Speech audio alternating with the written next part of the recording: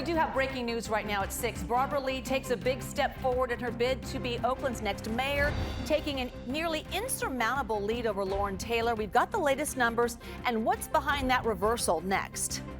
Plus, an East Bay community mourning the crushing loss of a classmate. He was an amazing friend. He was a loving person. How friends and loved ones are remembering a high school student who died days after a freak swimming accident. It hasn't sunk in at all, you know. I'm still waiting for him to just come back. And as San Francisco looks back on the worst disaster in its history, we'll introduce you to a geophysicist who says earthquakes and faults have some hidden benefits in nature. The lake owes its existence to the fault. And later, an early Easter surprise at San Jose's airport. Hi, Alex. I love you. Why this bunny, nearly the size of a bulldog, was greeting travelers at the airport. This is CBS News Bay Area with Juliette Goodrich. Good evening. We begin tonight with that breaking news. Another twist in the race to become Oakland's next mayor. We just received new results last hour that show Barbara Lee has now taken a nearly insurmountable lead over former city council member Lauren Taylor. So let's get right to Devin Feely, who has been tracking the results. Devin. Yeah, the headline tonight is that Lee has leapfrogged over Taylor in this latest round of the results that came out just about an hour ago. Right now, Lee holds a commanding lead of about 4,500 votes over Taylor. Now, she has claimed to hear over 50% of the ballots to Taylor's 45%. That would mean that Lee is in a position to win the mayor's race outright without having to go to ranked choice voting results. Here is the key. The Alameda County Registrar says that about 300 mail-in ballots need to be checked for signatures, and that leaves an unknown number of ballots that might still be in the mail. Likely enough, not likely enough to change the outcome of Lee winning the race. And when you factor in ranked choice voting, Lee's lead grows even greater to about 5,000. It is a stunning reversal, as we mentioned. Now, earlier round showed Taylor with a slight advantage over Lee, especially in the Oakland Hills area, while Lee held an edge over Taylor in the Flatlands. Now, we did talk to political scientist James Taylor, who attributed the turnaround to Lee's name recognition amongst mail-in voters who tend to be older. Barbara Lee, I think, is benefiting from the fact that older, but also not just older, that's usually in the general election. In the Alameda election, the progressive voters tend to vote later and through mail-in ballot. So again, that tilts towards Barbara Lee. This next round, Barbara Lee has about a 5,000 person vote, and that's going to be very difficult to overcome if there's any other rounds that come forward. Taylor also says that he is not altogether surprised how close this election became because of low voter turnout. Moments after the latest results came out, Lee's campaign released a statement saying in part, quote, "This evening's results are encouraging. This is democracy at work, and I look forward to further election updates." We reached out to Lauren Taylor's campaign for a comment following these latest numbers. We have not yet heard back. All right, Devin, thank you.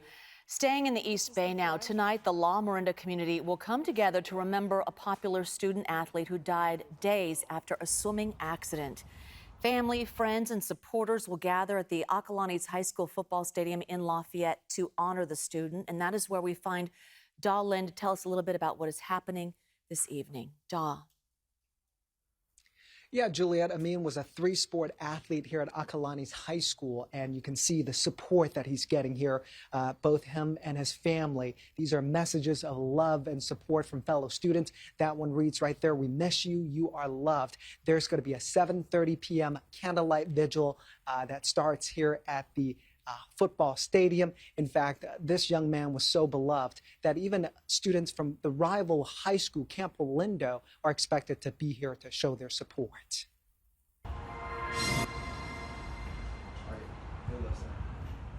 For many, Friday was a day of mourning rather than a day of learning at Acalanes High School in Lafayette. Friends of Amin Norouzi struggled to focus. Some didn't even come to school. Everybody's just devastated, and we're going to try to move on, but it's going to be hard. I don't think anybody will be able to. Close friend Riley Gates came to a school remembrance event to celebrate Amin's life. He and fellow students filled this large banner with messages of love and support. This one reads, "Number 51, fly high." It hasn't sunk in it at all, you know. I'm still waiting for him to just come back and be ready and hanging out with us at lunch.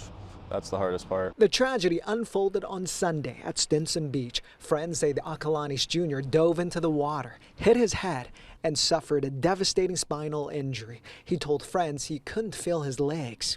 By Thursday morning, Amin developed a severe fever in the hospital. He died that afternoon. The fever just kept increasing and it just took over his body and made his body weak, made his organs weak, and they tried their best to keep him alive, and sadly he couldn't stay with us. It was horrifying. I got there and I didn't know what was going on, and my friend told me and I just started screaming. And we all just kind of sat in this big lobby room holding each other, just sobbing. Friends are rallying around his family, especially his younger sister, a sophomore at Acalanes. She's 15 and she has this big, beautiful life ahead of her. So lucky for her, now she has about 500 big brothers to look out for her. But yeah, I think about Sahar. I know she has loving parents. Close friend Stella Pacheco says Amin always had a big smile and a bigger heart. It was extraordinary. He was an athlete. He played 3 sports at Acalanes. He was an amazing friend. He was a loving person. Riley remembers Amin as both a fierce competitor and a gentle soul. It's just really hard to take this all in right now, with Amin being such a big part of our community and just a good person, great guy, and he's just one of a kind. Yeah, life for his family has really flipped upside down in just a matter of days. I mean, last week, friends were telling me that Amin was planning to go to junior prom with his girlfriend. That was supposed to happen this weekend. Instead of celebrating that, well, they're celebrating his life again. Candlelight vigil tonight at 7:30 here at the football stadium, Acalanes High School. A lot of folks are expected to be here, including Amin's family members, his parents, and his younger sister. Live here at the high school. I'll send it back to you, Juliette. Utterly heartbreaking, and our hearts go out to the family and the community. Daw, thank you. Family friend Jane Smith organized an online fundraiser to help pay for the medical bills. People donated more than $160,000 as of Friday. That money will now help pay for the funeral expenses. All right, moving on to other news. A San Jose fire captain has been arrested on suspicion of burglary, child endangerment, and drug violations. Police launched an investigation after firefighters told them controlled substances in their custody were potentially damaged or tampered with. Officers found Mark Molam to be the primary suspect. The fire department says drugs held at 16 other fire stations may have also been tampered with. The investigation is still ongoing. In a statement, San Jose Mayor Matt Mahan said, quote, "Lives depend on our firefighters' ability to administer medical care during emergencies, which is why we take theft of controlled substances extremely seriously." Police in Morgan Hill are investigating the circumstances surrounding an officer-involved shooting early this morning at a 24-hour Safeway.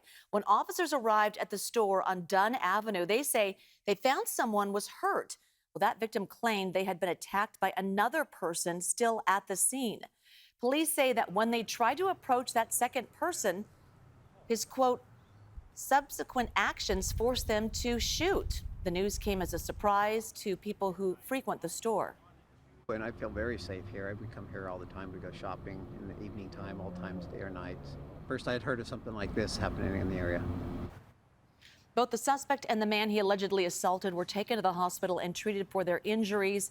The Safeway remained closed today as part of the investigation.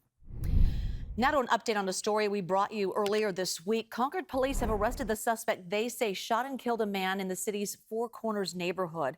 On Monday, patrol officers reported hearing gunshots in the area around 3 a.m. They quickly found 40-year-old Omar Garcia in a parking lot, wounded by a gunshot.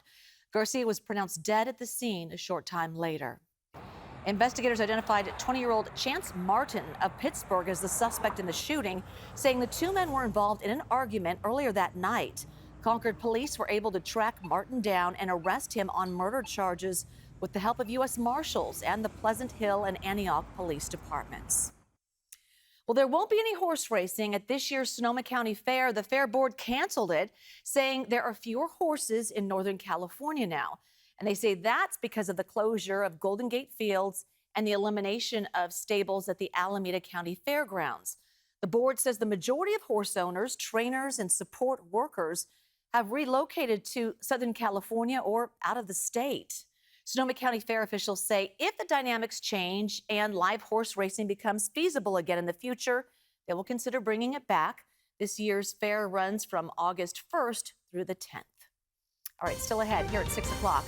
I don't have to tell you that earthquakes can be deadly and destructive, but one expert says they actually have a hidden upside. When you think about it, nearly everything we love about the Bay Area has been brought to us by the faults. Okay, still their fault, but how earthquakes actually helped build some of the region's most visited landmarks. After a cool stretch of weather over the last few days, temperatures return to almost exactly normal across the Bay Area, and pleasant weather is going to continue into Easter weekend. We're looking at the full 7-day forecast coming up.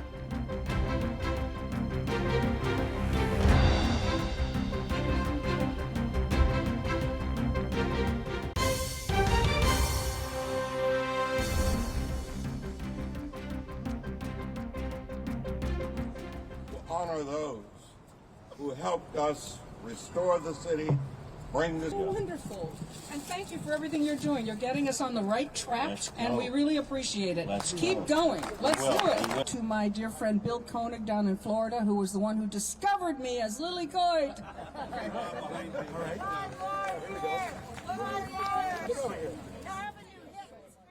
This morning, the city of San Francisco hosted their annual memorial service for the devastating 1906 earthquake. The event kicks off every year at 5:12 a.m., the time the earthquake started 119 years ago at Lotta's Fountain. The devastating 7.9 magnitude earthquake killed more than 3,000 people and set off fires that destroyed more than 80% of the city's homes and buildings. The commemoration serves as a reminder for the city and the Bay Area to remain ready for the next big earthquake. And I think we are incredibly prepared for an earthquake and are very proud of our early accomplishments and look forward to keeping the citizens safe in the city. While we remember the destruction of the 1906 earthquake, our Brian Hackney is looking at it from a different perspective. He traveled the coastal section of the San Andreas Fault to show us that if not for the fault, the beauty of the Bay Area that we all know and love may not exist at all. So, the great 1906 earthquake destroyed the city. Right now we have a major fire burning in San Francisco. 1989 didn't help. Serious damage on the Bay Bridge. But really, and it just kept coming. Think of the upside. There go the lights. Oh. Of earthquakes. And it kept coming. And it kept coming. And it kept coming again.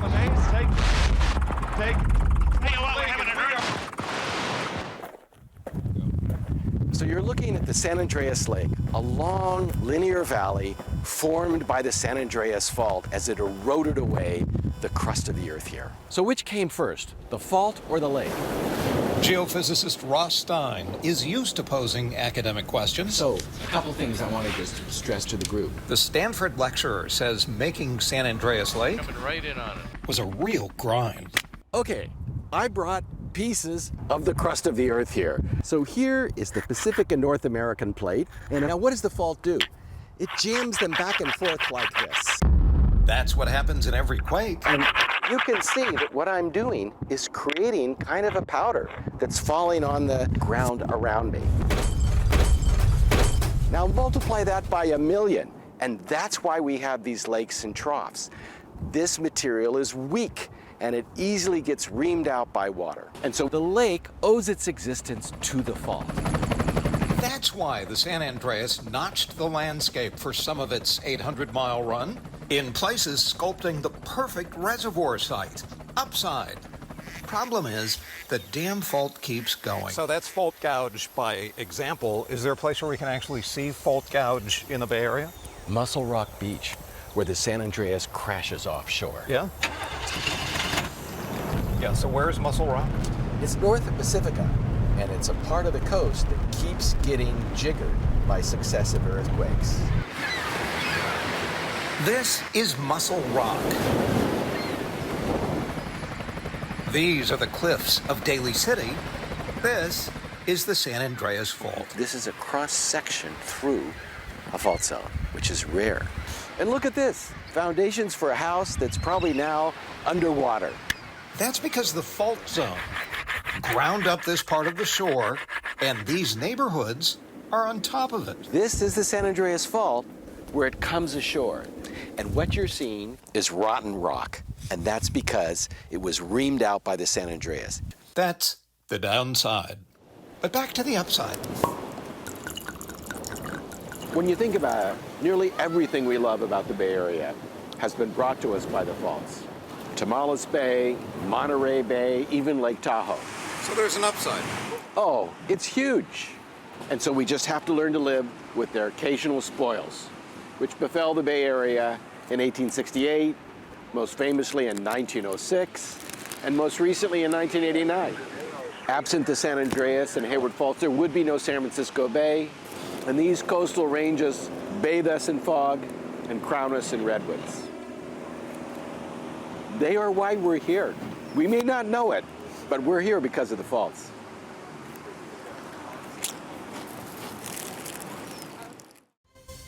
Cheers.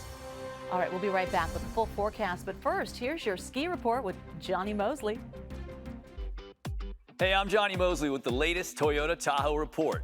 Before hopping in your Toyota, let's run through the conditions you're going to see up in the mountains. Spring skiing is better than no skiing at all, right? Well, that's a theory that we will put to the test this weekend. After 2 weeks of mostly warm and dry weather, the resorts are doing their best to keep the slopes freshened up. There's still a good base of snow at all the resorts, but it's increasingly packed and icy after that stretch of dry weather. And we're heading into another weekend with high temperatures in the 50s and overnight lows remaining just above freezing. So those conditions will continue to deteriorate. Long-range data is still hinting at a chance of some light snow for the last weekend in April. It's too soon for any details at this point, but it is something that we will keep an eye on here in the Toyota Tahoe Report.